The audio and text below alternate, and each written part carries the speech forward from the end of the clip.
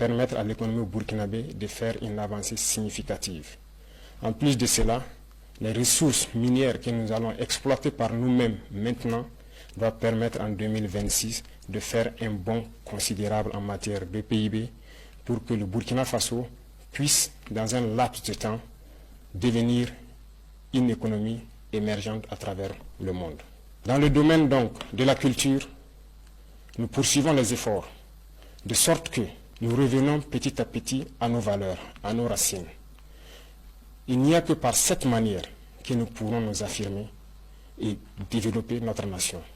Je le dis parce que revenir à l'éducation technique et professionnelle et en combinant cela avec nos valeurs, nos connaissances endogènes, nous pouvons créer et innover à partir de ce qui existe et pouvoir arrêter un tant soit peu les importations d'un certain nombre de produits au Burkina Faso.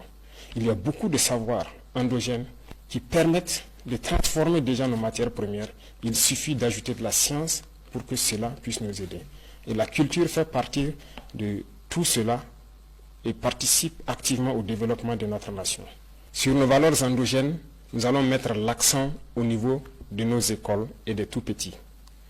Parce que le Burkinabé, l'homme intègre, a des valeurs qui nous ont été léguées par nos ancêtres.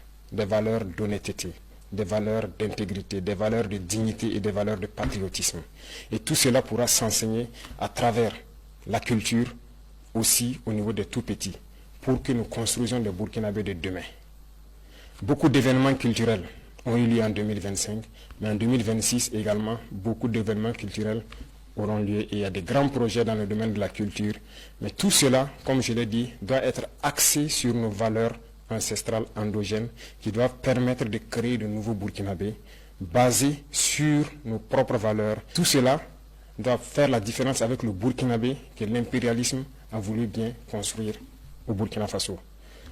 Le Burkinabé nouveau doit être quelqu'un qui s'est départi de toute corruption et qui doit mettre la patrie au devant de tout ce qu'il fait.